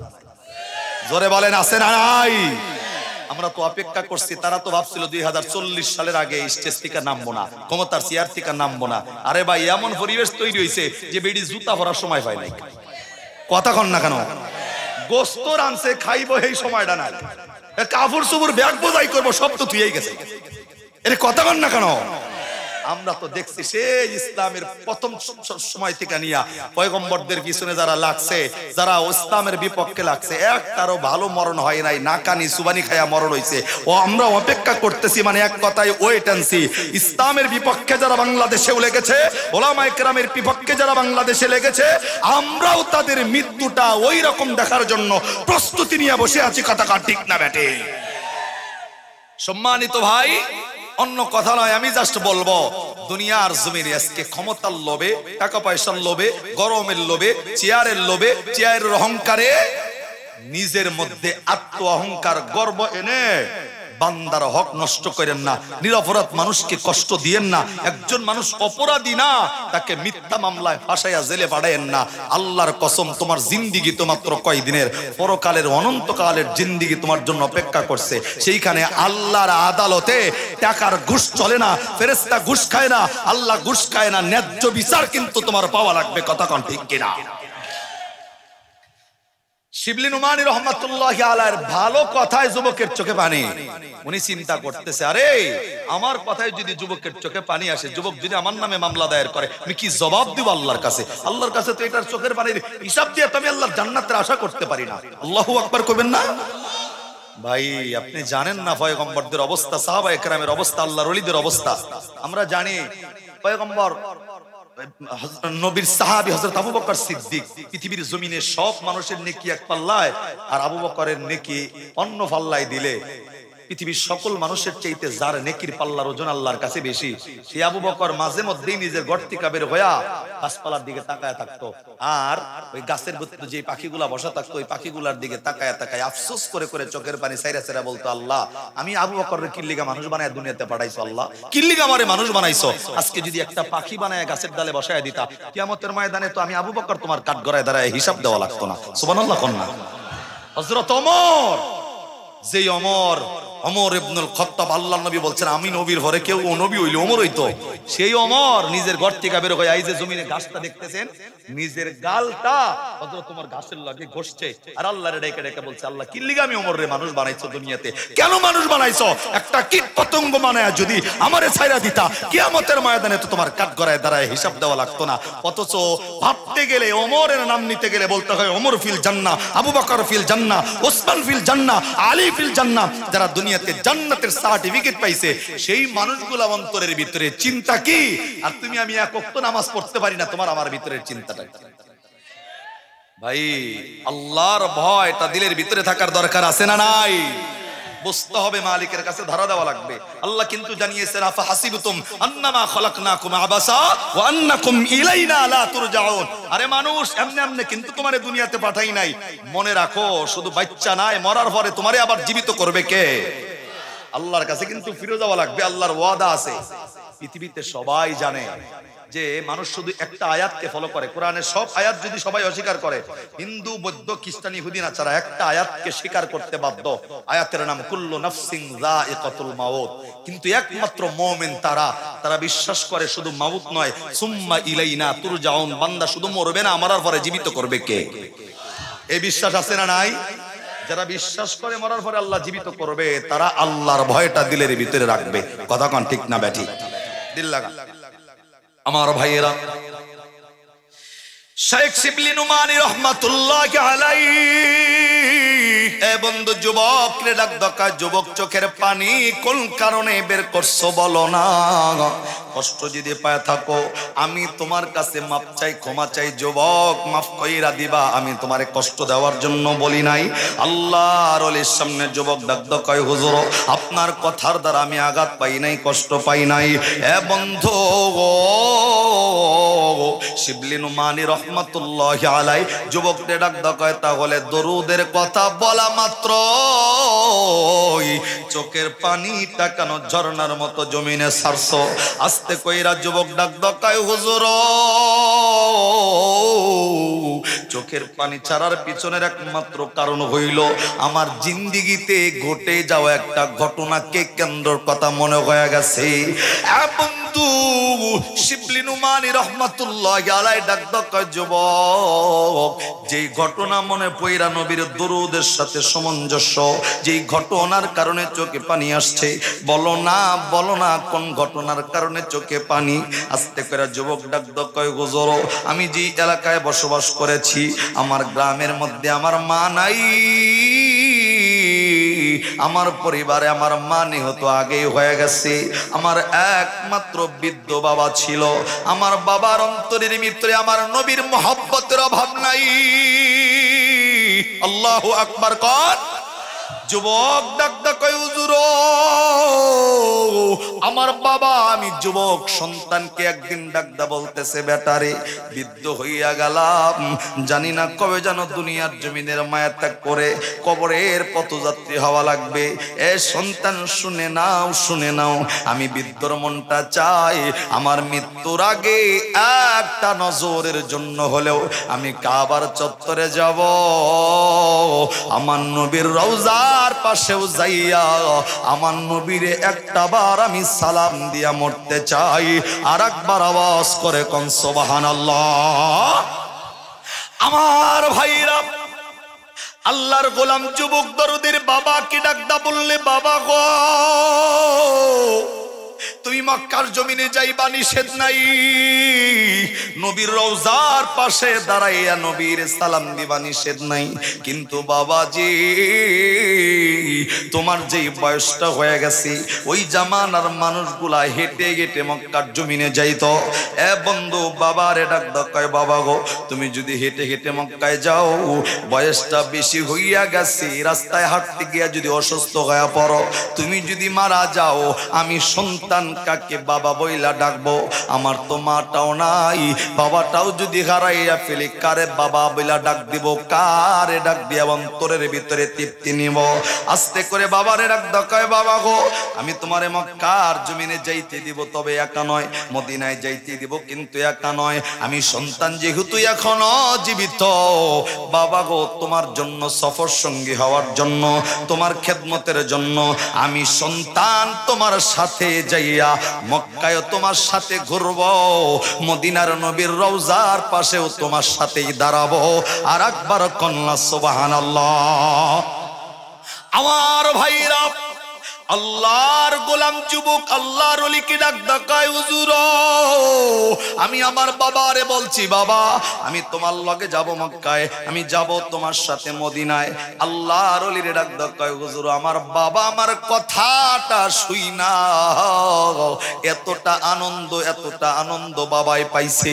সন্তানের সামনে বাবাই ডাক ডাকায়, বেটারে তুমি যদি আমার লগে যাও তাহলে তো আমার শক্তি সাহস আরো বেড়ে যাবে। এ বন্ধু, বাংলাদেশের ভিতরে এমন তাকায় দেখবেন সূর্য সন্তানের অভাব নাই, মা বাবা দরদি সন্তানের অভাব নাই। তাকায় দেখবেন বাবা অসুস্থ, মা অসুস্থ হয়ে গেল, সন্তানের ইচ্ছা আমার বাবারে মক্কায় নিব রে, আমার বাবারে আমি মদিনায় নিব। এ বন্ধু দেখবেন বাবা হাঁটতে না পারলেও, মা হাঁটতে না পারলেও হুইল চেয়ারের মধ্যে বসাইয়া মক্কার জমিনে ঘুরাইতেছে, মা বাবারে ঘুরাইতেছে। এমন সন্তান আমাদের বাংলাদেশেও আছে না নাই? আমার বন্ধু আল্লাহর গোলাম যুবক, এ বন্ধু বাবার লগে মক্কায় যাওয়ার জন্য তারিখ নির্ধারণ করছে, কাফেলার কয়েকজন মানুষকে জমায়েত করছে, একাত্রিত মক্কার জমিনে যাবে। অনেক লম্বা কথা সংক্ষেপ বলবো। এ বন্ধু যুবক কাফেলার মানুষের সঙ্গে নিজে নিজের বাবাকে সঙ্গে কইরা লইয়া, এ বন্ধু কয়েকদিনের মাল সামানা সঙ্গে লইয়া মক্কার জমিনের দিকে রওনা দিছেন, হজে যাইব। এ বন্ধু যুবক যুবকের বাবা হাঁটতে হাঁটতে মাত্র জেদ্দার মরুর পার পর্যন্ত যখন চলে আসছে, জেদ্দার মরুভূমিতে আসতে আসতেই আসরের নামাজের পর মাগরিবের নামাজের সময় এখনো হয় নাই, সূর্য অস্ত এখনো হয় নাই। আল্লাহর গোলাম যুবকের বৃদ্ধ বাবা এ বন্ধু জেদ্দার মরুর প্রান্তরে আইসা পার সামনে দিকে যায় না, অসুস্থ হয়ে গেছে, পা আর চালাইতে পারে না। দরদের বাবাটা এ বন্ধু মরুভূমির বালুর মধ্যে বসে সন্তানরে ডাক ডাকায়, বেটা রে আমি তো আর হাঁটতে সামনে যাইতে পারছি না, হেঁটে হেঁটে সামনে যাওয়ার শক্তিটা শরীরে নাই, এই জায়গার মধ্যে তাবু করো, রাত্রি যাপন করব, সকাল বেলায় সুস্থ হইয়া গেলে আবার মক্কার জমিনের দিকে রওনা দিব। এ বন্ধু শুধুমাত্র দরুদের ফজিলতটা শুনে যান। এ বন্ধু দেখেন জিন্দেগিতে আমলটা ফিট করা যায় কিনা। আল্লাহর গোলামের বাবা এ বন্ধু যখন জমিনের মধ্যে বসে বসছে, যুবকটা তাবু করার সিদ্ধান্ত নিয়েছে। কাফেলার মানুষগুলো আস্তে করে ডাক ডাকায়, যুবক এখনো মাগরিবের সময় হয় নাই, এখনো অন্ধকার হয়ে যায় নাই, আমরা তো এখান থেকে হেঁটে অনেক দূর পর্যন্ত যেতে পারবো, তোমরা এই জায়গায় অবস্থান নাও, আমরা হাঁটতে থাকি, সকাল হইলে বাব্বাটা দুইজনে রওনা দিয়া দিও। এ বন্ধু কাফেলার মানুষগুলা বিদায় নিয়ে চইলা গেছে। আল্লাহর গোলাম যুবক ওই জায়গায় মরুর প্রান্তরে তাবু করছেন, বাবারে নিয়ে থাকবে। মাগরিবের নামাজের সময় হয়ে গেছে, মাগরিব কমপ্লিট হইয়া গেল, এশার নামাজও কমপ্লিট হইয়া গেল। বন্ধু রাত্রি যত যায় যুবকের বাবার অসুস্থতা তত বাড়তেছে। এ বন্ধু শরীরটা আস্তে আস্তে করে একেবারে নাজুক অবস্থায় হয়ে যাচ্ছে। এ বন্ধু আল্লাহর গোলাম যুবক বাবার খেদমতে নিয়োজিত। সন্তান যাইয়া বাবার পায়ের কাছে একবার বসে, আবার হাতের কাছে বসে, মাথার কাছে বৈশা মাথার ভিতরে হাত বুলাইয়া বারবার ডাক ডাকায়, বাবা গো কেমন লাগে জানাও জানাও, বাবা গো কেমন লাগে, কি করলে ভালো লাগবে তুমি বলো। এমন মরুর প্রান্তর যে জায়গায় বাড়ি নাই, ঘর নাই, মোবাইল টেলিফোনের ব্যবস্থাও নাই, কোনো মানুষকে খবরটা পাঠাবে এমন কোনো মাধ্যম জানা নাই। এ বন্ধু যুবকটা বাবার পাশে সদা সর্বদা নিয়োজিত, বাবার খেদমতে নিয়োজিত, কিন্তু রাত্রি গভীর হয় আর বাবার শরীরের অসুস্থতা তত বেড়ে যাইতেছে। এ বন্ধুরে সন্তান খেদমত করতে করতে রাত্রি যখন এ বন্ধু প্রায় শেষের দিকে চলে আসবে, মধ্যরাত্রিতে দরদের সন্তান নিজের বাবার মাথাটাকে নিজের উরুর উপর রাইখা মাথার ভিতরে শুধু হাতটা বোলাইয়া খেদমত করতেছিল। আমার বন্ধু আল্লাহর গোলাম যুবক যখন বাবার মাথার খেদমত নিয়ে যেত, আস্তে করে একটু পর পর বাবারে ডাকে, বাবা গো শরীরের অবস্থাটা কেমন বলো না, কি করলে ভালো লাগবে বলো না। কিন্তু বাবা নাড়াচাড়া করে না, বাবা কথা বন্ধ করে দিছে। সন্তান ভেবেছে হয়তো বাবার কিছুটা ভালো লাগছে, হয়তো দরদের বাবা আস্তে কইরা ঘুমায় গেছে। কিছুক্ষণ পর ফজরের সময় বাবাকে ডাকবে। আমার ভাইরা, একেবারে দীর্ঘ সময় পার হয়ে যাবার পর সন্তানের অন্তর মানে না, বাবা নাড়াচাড়া কেন করে না, আরে বাবার কথাবার্তা কেন বন্ধ হয়ে গেল। বারবার করে বাবারে ডাকতেছে, বাবা গো শরীরের অবস্থাটা জানাও, বাবার শরীরের কন্ডিশনটা আমাকে জানাও। কিন্তু না না, বাবার মুখের মধ্যে কোনো আওয়াজ নাই। এ বন্ধু, সন্তানের অন্তরের ভিতরে সন্দেহ লাইগা গেছে, আরে বাবার কি অন্য কিছু হলো কিনা। নিজের আঙ্গুলটা বের কইরা বাবার নাকের কাছে লাগায়া দেখে, দরদের বাবার নিঃশ্বাসটা কখন বন্ধ হইয়া গেছে। কলিজার টুকরা সন্তান নিজে কাছে থাইকা টের পায় নাই। এ বন্ধু, সন্তান তাকায়া দেখে দরদের বাবা দুনিয়ার জমিনে নাই।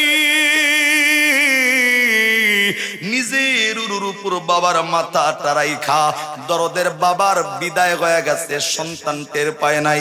দরদের সন্তান বুঝতে পাইরা আকাশের দিকে তাকাইয়া এমন জোরে একটা চিৎকার মাইরা আল্লাহরে ডাক দিছে, আল্লাহ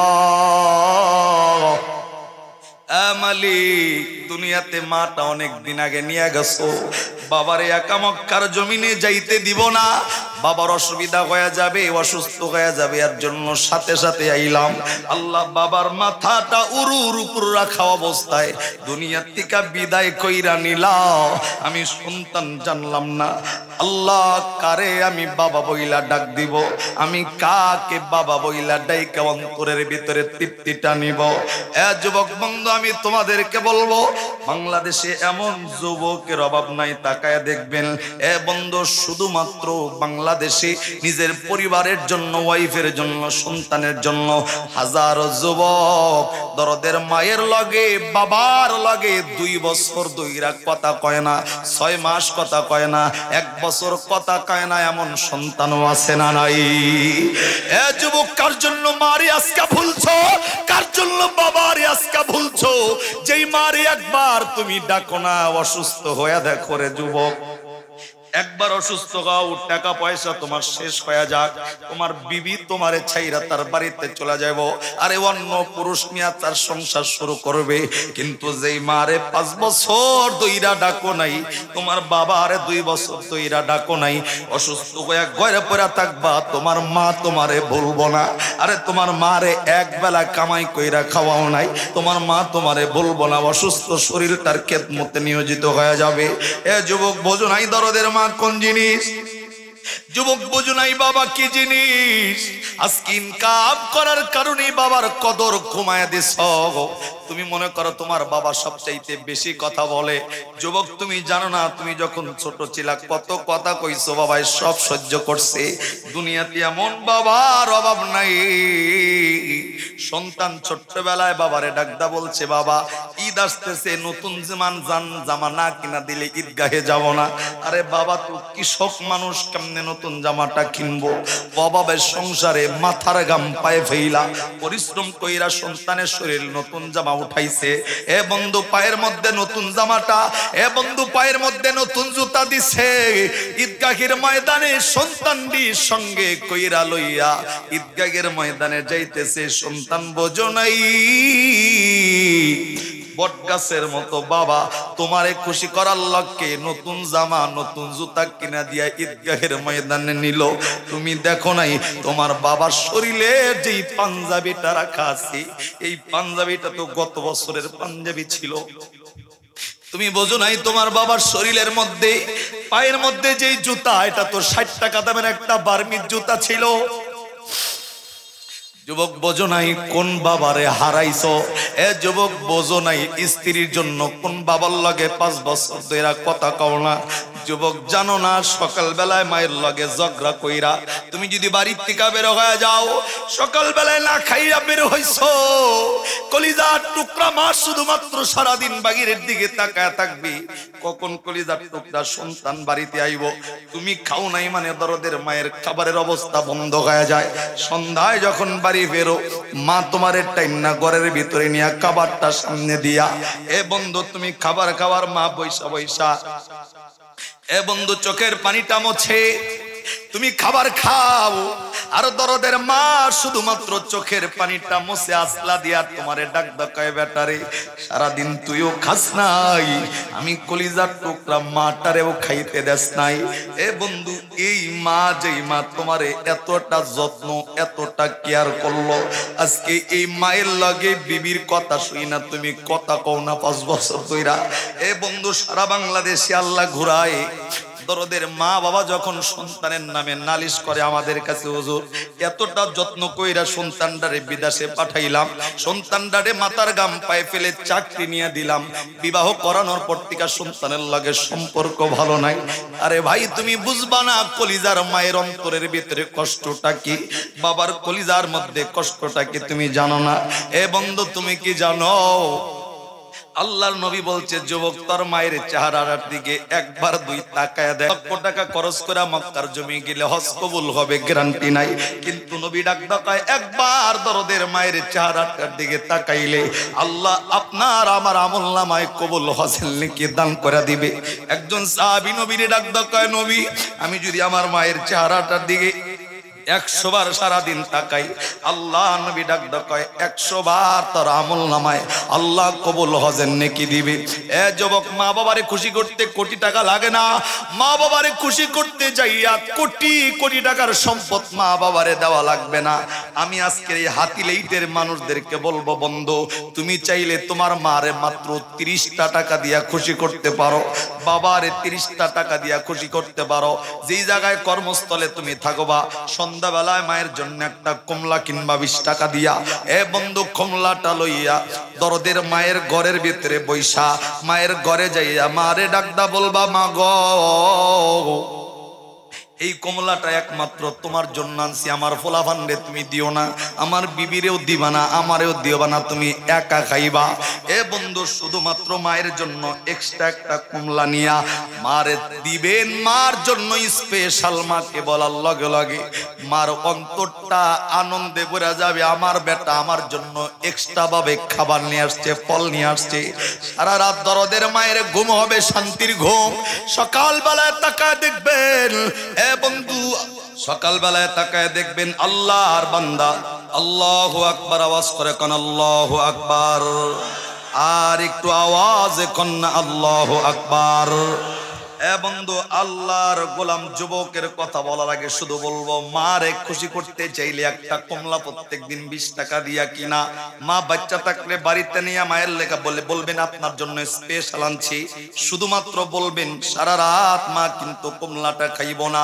সকাল বেলায় দেখবেন আপনার সন্তানরে ডাক দিয়া কাছে আইনা নিজে কমলাটা ছিলাইয়া ছিলাইয়া আপনার সন্তানরে খাওয়াবে, কিন্তু শুধুমাত্র মায়ের নামে আনার কারণে এই মায়ের অন্তরটা আপনার জন্য শান্তিতে ভরা যাবে। এ বন্ধু আমি তো বলবো, আল্লাহ যেমন সূরা বনী ইসরাইল 15 পারার 1 পৃষ্ঠার বনী ইসরাইল 23 নম্বর আয়াতে আল্লাহ জানাইছেন, ওয়াকাদা রাব্বুকা আল্লা তা'বুদু ইল্লা ইয়াহু ওয়া বিল ওয়ালিদাইনি ইহসানা। আল্লাহ রাব্বুল আলামিন তো মানুষদেরকে জানাইছে, মানুষ রে আমি আল্লাহর ইবাদতের পরে সর্বপ্রথম মা বাবার খেদমত করো। আল্লাহর কসম করে বলে, বন্ধু দুনিয়াটা মসজিদ বানায় যদি ভরায় ফেলো, মাদ্রাসা বানাইয়া ভরায় ফেলছো, কিন্তু তোমার লাগে তোমার মায়ের সম্পর্ক ভালো না, বাবার সম্পর্ক ভালো না, এই মাদ্রাসা মসজিদ ধরা দিবে না। মা বাবা বেজার মানে আল্লাহ তোমার উপর বেজার। আমি তো মনে করি এ বন্ধু এই কথাটা এভাবে বলি, ওলামায়ে কেরাম আমার বিরুদ্ধে হয়তো যেতে পারে, আমি বলবো বন্ধু 5 ওয়াক্ত নামাজ পড়তে গিয়া তুমি 1 ওয়াক্ত কম পড়ছো, কিন্তু তোমার মা তোমার প্রতি খুশি, তোমার বাবা যদি তোমার প্রতি খুশি, আল্লাহ ডাক ডাকায় বান্দা তোর মা বাবা খুশি মানে আমি স্বয়ং আল্লাহ তোমার প্রতি খুশি। আওয়াজ করে কন্যা সুবহানাল্লাহ। আমার ভাইরা লম্বা নয়, আল্লাহর গোলাম যুবক বাবারে হারাইয়া পাগলের মতো চিৎকার করতেছিল, পাগলের মতো চিৎকার। লম্বা চড়া কথা সংক্ষেপ আরো সংক্ষেপ অতি সংক্ষেপ করে বলি, এ বন্ধু আল্লাহর গোলাম যুবক কিছুক্ষণ পর বাবার চেহারার দিকে তাকায়া দেখে বাবার যে চেহারা সেই চেহারাটা নাই। হায়াতের জিন্দিগির কোন গুনাহের কারণে জানো বাবার চেহারাটা কালো কুৎসিত হয়ে গেছে, শুকরের চেহারায় পরিণত হয়ে গেছে। যুবকটা বাবার চেহারার দিকে তাকায় আবার আল্লাহর ডাক দেয়, মাবুদ এমনি বিপদ, কেউ নাই সাহায্যকারী। কেউ যদি সকাল বেলায় কাফেলার মানুষগুলা নিয়া বাবার জানাজাটা যে দিব, একজন মানুষ যদি দেখে বাবার চেহারাটা বিশ্রী চেহারা, একজন মানুষ আমার বাবার লাশের এই জানাজার কাজে সাহায্য করবে না। এ বন্ধু যুবকটা চিৎকার মাইরা অচেতন হইয়া জমিনের মধ্যে পইরা গেছে।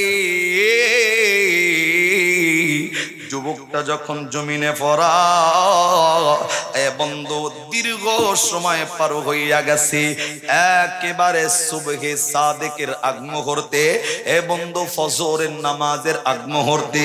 আমি আপনাদেরকে বলবো অ্যাটেনশন অ্যাটেনশন অ্যাটেনশন প্লিজ, একবার সুবহানাল্লাহ বলার জন্য প্রস্তুতি গ্রহণ করা লাগবে। আল্লাহর গোলাম যুবক ফজরের আগে মাত্র এ বন্ধু ও সেন্সলেস অবস্থায় হইয়া, এ বন্ধু যখন জ্ঞানটা ফিরে আসছে, চোখটা মিলা দরদের বাবার লাশের দিকে তাকাইয়া দেখেন আমার বাবার লাশ আর একা নাই। যুবক তাকায়া দেখি দরদের বাবার লাশে কয়েকজন সুন্দর চেহারাওয়ালা নুরানি কিছু মানুষ বাবার লাশের চতুর্দিকে দেখা যায়। জবান বন্ধ নয় রে ভাই, আওয়াজ করে কন্যা সুবহানাল্লাহ। আল্লাহর গোলাম যুবক এ বন্ধু তাকাইয়া দেখে দরদের বাবার লাশের চতুর্দিকে সুন্দর নুরানি চেহারাওয়ালা কিছু মানুষ দেখা যায়। আল্লাহর গোলাম যুবক এখনো ওঠার শক্তিটা যেন শরীরে নাই, তাকায়া শুধু দৃশ্যগুলা দেখতেছি আর মনে ভাবে কি কারে কোন মাধ্যমে এই মানুষগুলা আইলো, কে তাদেরকে খবর পাঠায়া মানুষগুলাকে আনলো। আল্লাহর গোলাম যুবক ওঠার শক্তি পায় না, তাকায়া দৃশ্যগুলা দেখতেছে, সকলের চেহারার নুরানি চেহারা, কিন্তু মাথার কাছে বাবার মাথার কাছে যেই লোকটা বসা, এর মতো সুন্দর চেহারাওয়ালা নুরানি মানুষ আর যুবক তার জিন্দেগিতে কোনোদিন দেখে নাই। এ বন্ধু সবচেয়ে সুন্দর চেহারাওয়ালা মানুষটা তার হাতটা বের কইরা যুবক তাকায় দেখে দরদের বাবার এই বিশ্রী চেহারার মধ্যে লাগাইয়া দিতে দেরি, লাগানোর সাথে সাথে দরদের বাবার চেহারাটা আসমানি চন্দ্রের মতো উজ্জ্বল হইয়া যাইতে দেরি হয় নাই। আর একবার কন্যা সুবহানাল্লাহ।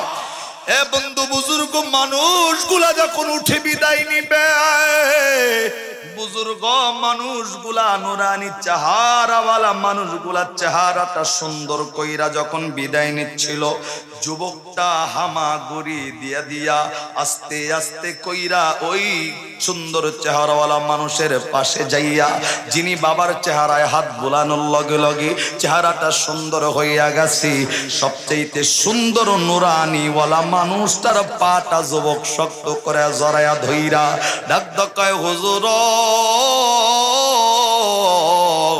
হুজুর আমি শুধুমাত্র আপনার পরিচয়টা জানতে চাই, আপনি কেমনে আজকে এই জায়গায় আইলেন, আপনারে কে নিয়ে আসলো, আমার বাবার এই দূর অবস্থার খবর আপনারে কে জানাইয়া দিল, আমার বাবার উপকারের জন্য কে আপনারে পাঠাইলো, হুজুর আপনার পরিচয় জানতে চাই, বলেন না হুজুর আপনার পরিচয়টা কি।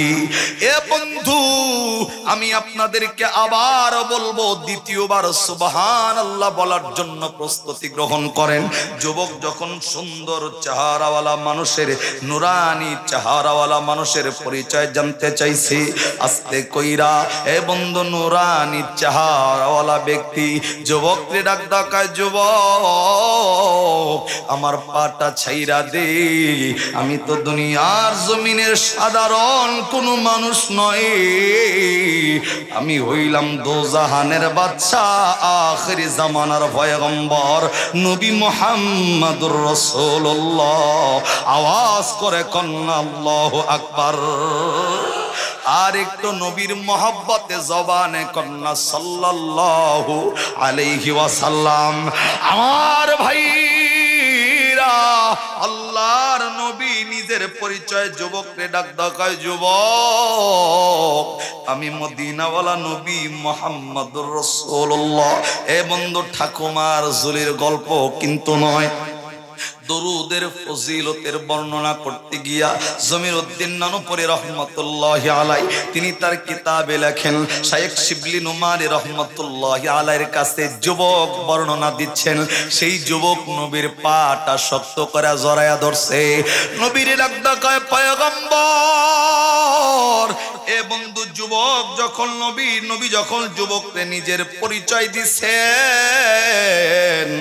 আল্লাহর নবীর পাটা যুবক যেমনে জড়ায়া ধরছিল, পরিচয় পাওয়ার পরে নবীর পাটা আরো শক্ত করে যুবক জড়ায়া ধরছে। সুবহানাল্লাহ কোন। আল্লাহর নবী ডাক ডাকায়, যুবক বলছিল পরিচয় পাইলে পা ছাইরা দিবার, শক্ত করে জড়ায় ধরলা কেন বলো?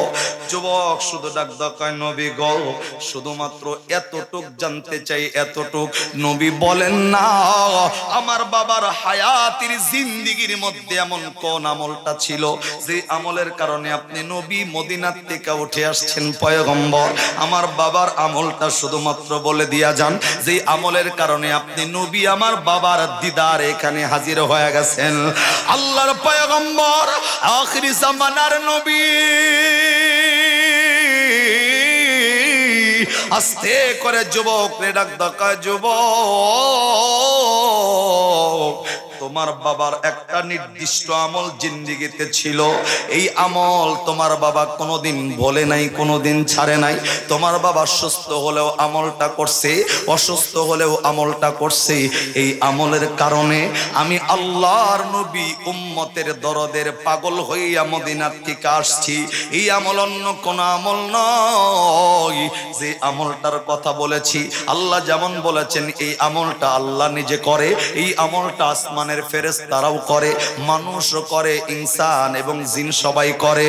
এ বন্ধু যুবক রে, আমার নবী ডাক ডাকায়, যুবক রে তোর বাবার নির্দিষ্ট একটা আমল যখন এশার নামাজটা শেষ হইয়া যাইত, তোমার বাবা প্রত্যেকটা দিন আমি নবীর উপরে রাত্রিবেলায় 300 বার করে দরুদ শরীফ পড়ছে।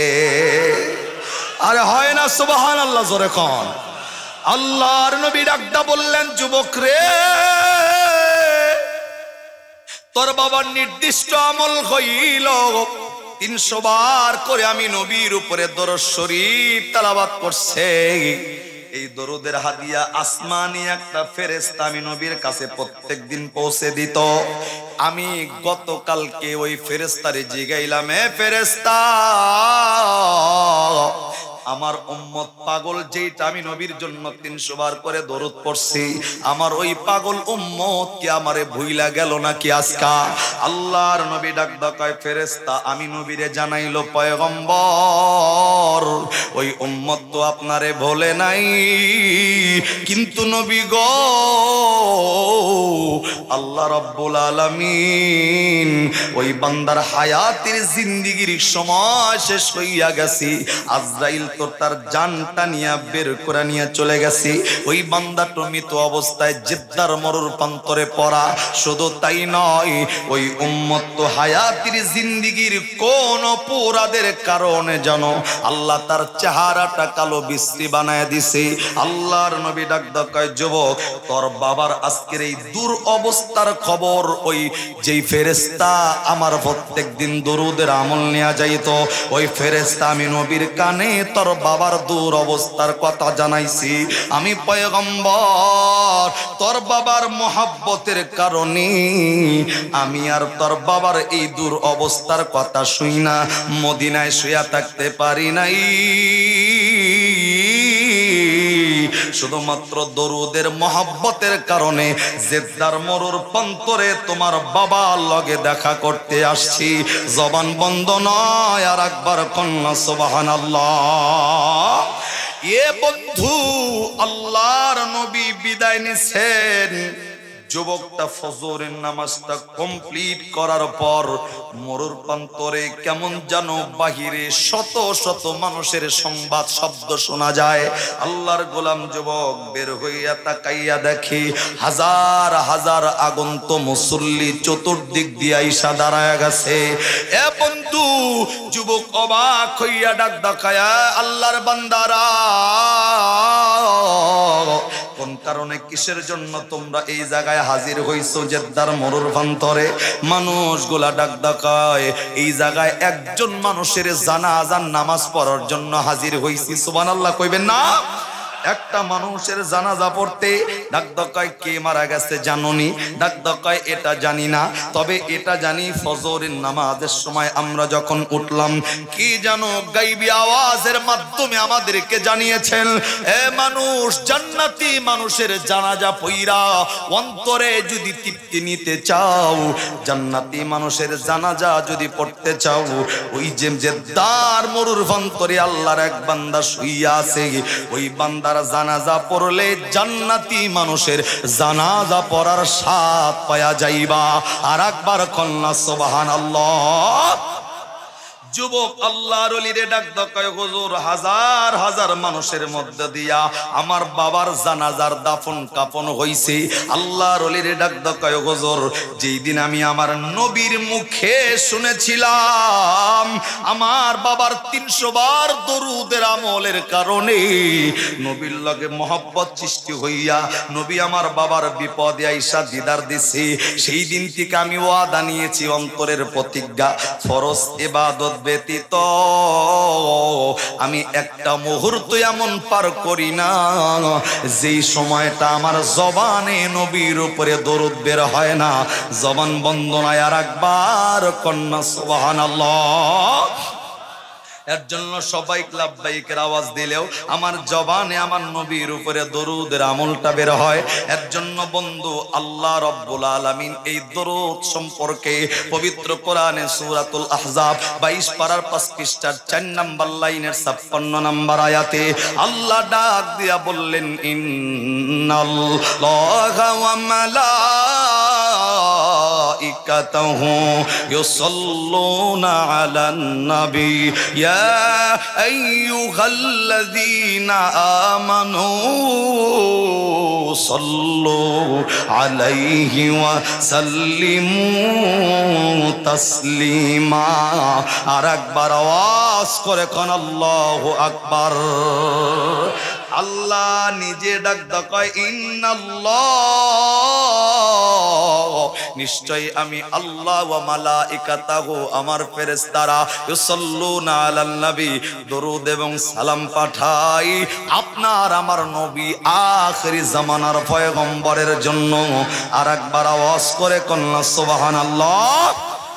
এই যেই দরুদের আমলটা করলে নবীর লগে মহব্বত সৃষ্টি হয়, হে বন্ধু, যেই দরুদের আমলটা করলে উম্মতের বিপদে আল্লাহর নবীর দিদার নসিব হয়, আমি বলবো নবী প্রেমিক মানুষগুলো আওয়াজ করে বলেন, সেই নবীর দরুদের আমলটা জিন্দেগিতে ফিট করার দরকার আছে না নাই? আছে।